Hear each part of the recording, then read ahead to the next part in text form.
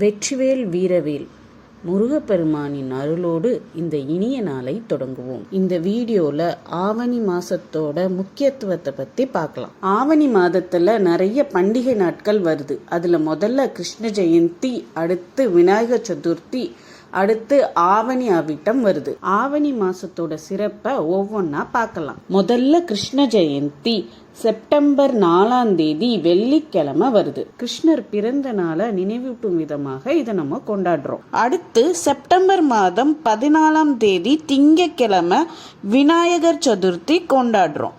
Avani Avittam September 24 வியாழக்கிழமை வருது. இந்த நாள்ல பூணூல் மாற்றும் சடங்குகள் செய்து வழிபடுவாங்க. ஆவணி மாதம் விவசாயத்துக்கு ரொம்ப முக்கியமான பருவமா அமையுது.